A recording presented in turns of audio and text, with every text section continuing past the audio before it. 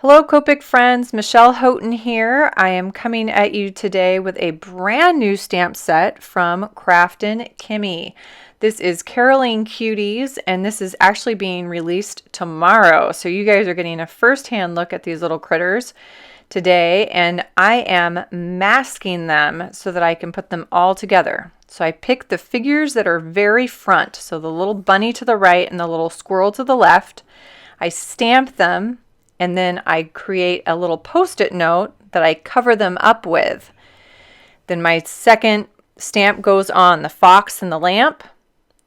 And the fox I knew would overlap, so I did a post-it note for him and covered him up. And then the last thing I did was stamp the bear and the fa la la la la. And they're all on there. And you'll note those post-it notes, I save them so that I can use them again. And I have a monster pile of markers to get me going. This is a big scene, so it's going to take a while. So it's definitely going to be sped up. I am sorry for that. Remember, you can always slow it down on YouTube. But in a half a second here, it's going to go fast.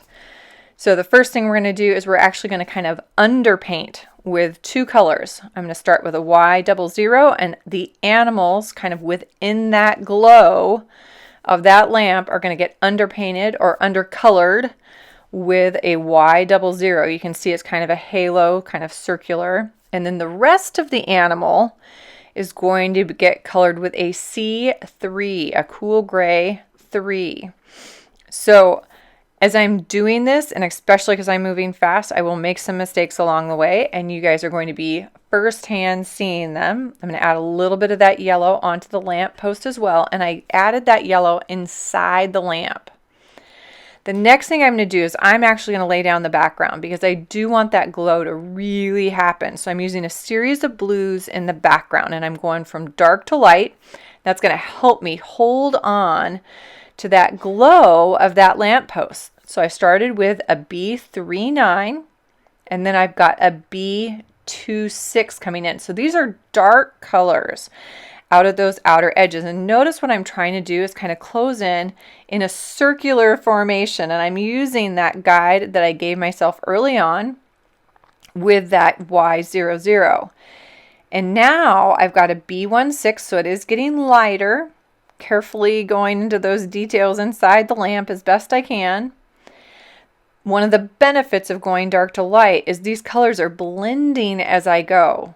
So each time I'm starting in on a little bit on the darker color, blending that edge so it softens up, and then pulling that lighter color out a little further. But look what I've got now. I've got this kind of oval shape over the animals with the yellow, and then coming in with these lighter blues down to a B00 now. We went through a B02, and now we're all the way down to B00, and this is going to close in almost all the way.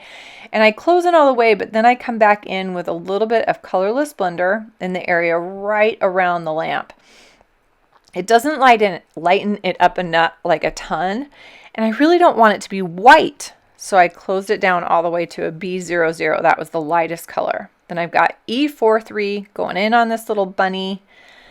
And he's going to get a little bit of E42 as well.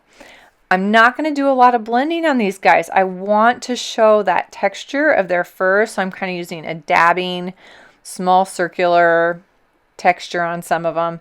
The bear is going to get based in the lighter color this time. So E43, because he's got a little bit bigger space to work with. E44, bottom edge, kind of creating that round shape of his face. And then E47. Notice I'm doing that with kind of a squiggle or a wiggle, and I'm leaving it. I don't do any blending back, keeping that nice and soft. The fox is actually going to be based in E04. I'm coming back in with an E07, hitting his undercarriage and his tail with that one, and then coming up around to give some shape to his face, rounding that out, getting that bottom edge and kind of curving up the sides. And then E09 is the darkest. Again, kind of those bottom areas are going to be dark. I'll do a little bit of softening with the E04 in those highlight areas, but very, very light touch. I'm going in on their noses with a C9, trying to avoid that little highlight shine our Kim gave us to highlight those little noses. Then inside the mouth, a C5 and an E04 on the tongue. I realized I missed a nose. I'll come back. And an E07 at the edges of the tongue. Blending that with E04 again. Hitting the corners with the C5 to get it a little bit darker. I could have used a C7, something a little bit darker. I didn't want to go all the way black. And then I realized the tongue's got a little dark, so I pulled in an E93 and also added that to the little touch on the inside of the ears on the fox. Lightened him up a little bit with the Y00. All right, the little squirrel is going to be a gray squirrel. So I'm starting with the W7 and then working on this one in reverse again. W5 is next, kind of almost closing in, and then a W3 just in those little highlight areas on top of his head and the little curves of his tail. Little E93 on the inside ears and C9 because I forgot his nose. Next, I've got a little bird, and this is going to be a red bird. So because it's so small, I work in reverse. R59, R56, and then R46. And I changed the saturation number there, you'll notice, because I really wanted to brighten him up. It was looking a little desaturated, so that E46 really brightens him up and makes him pop a little bit more. G43 is going to base a few clothing pieces on the picture, and then G46, so 4-3 and then 4-6 is going in on these little the little squirrel sweater, and also on the scarf on the bunny. I'm trying to add a little bit of a knit texture. I don't do that very successfully this time. It's not how I wanted it to look, so I come back in and do some more texturing with the colorless blender. I hold that marker down a few seconds in each spot just to help add a little bit of texture back in. Reinforcing some of those with that G46 one more time, and now I've got the big coat of the bear. I'm trying to keep the clothing pretty simple with not a lot of color options because there's a lot going on in this scene. So again, I'm using the G43 and the G46, and you're going to see my biggest mistake on this, which is I've colored in the top of the fox's tail. I completely forgot that that's what that was, and I colored it in as part of the green coat.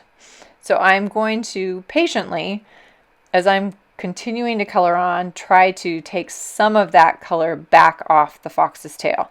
I'm not completely successful in this video, but I can go back and do more of that correcting as each time the color dries. R37 is going to be for some, and R39 is going to hit some other little areas on the scene. The bear's hat, the bear's mittens, and it's going to do the stripe on the squirrel, the R37 and R39. And his little mittens, the fox's little sweater and mittens. I'm adding a little R32 on the mittens of the fox to keep that one a little lighter. Going back, doing more correcting on the tail of the fox. But it's a patience game. You have to kind of come back and forth and hit those. Then I've got the lamp, and I'm aiming for black. So I'm going to go start with C5 and hitting a lot of it. But notice I am trying to leave some very small strips that have remained lighter. Now on the length of the post, there's that little bit of yellow shining through now, and then there's some other spots that are white. C9 is coming in. I'm leaving some of the C5 showing, kind of strategically. And then again, leaving that highlight in place. Hitting the edge of the C9 with my C5 to soften that up. And then along the length where I feel like the light would probably be glowing. In a second here, you're going to see I'm going to come in with that colorless blender and hit that one more time. So that stays lighter. And there's a couple spots it might catch on the top. A little more correcting on the fox's tail. Can you notice I coming back to that a few times? Again, that would take a little patience and coming back to. I decided the bear and the fox are going to get, their feet are just uncovered. They don't have little boots or matching moccasins. So those are going back to those colors I used on their fur. I'm lightening up both of the open kind of caroling books that the animals are carrying. And then I'm going to kind of add some details here and here, some cast shadows on the animals with a kind of a darker color in some of those areas where some of those cast shadows might be. And you could go crazy in a scene like this.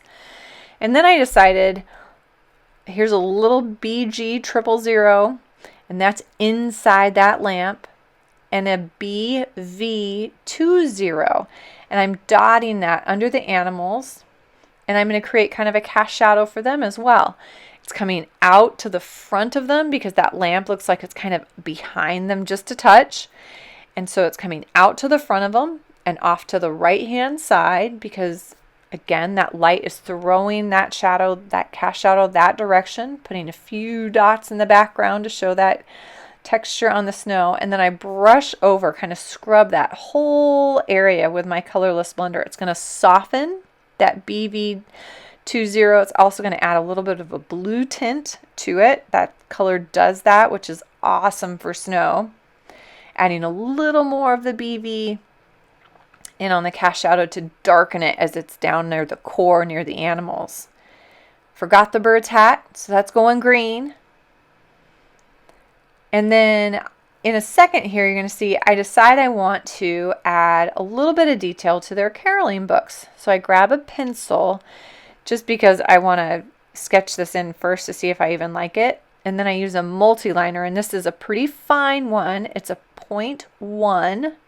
And I'm just adding kind of a sketchy line, just kind of dotted almost, to add some lines to those caroling pages. Lastly, I'm going to brighten up the highlights on their nose and put a few little highlights on the glass in the lamp and along the post of the lamp post. And of course, a few snowflakes. And so these guys will go up in the sky, but it also has to come across the critters a little bit. Be careful where your hand moves. If you smear across one or two, you're going to smear them. So make sure you're lifting your hand up, or moving from the left hand to the right would be even smarter. I wasn't there. It was a long picture.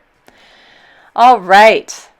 Well, I have to say a huge thank you to Kim over at Kraftin Kimmie for letting me play along and help share her new release of the Caroling Cuties. And I hope you have enjoyed the video. I realize it was fast. If you've got questions, absolutely ask in the comments below. I try to get to those at least once a week so I can answer those. It can be about Copic or this video, anything else. Double check my blog at scrapweaver.com to see all my live doings and goings on. But I hope you enjoyed. Have a happy, colorful day.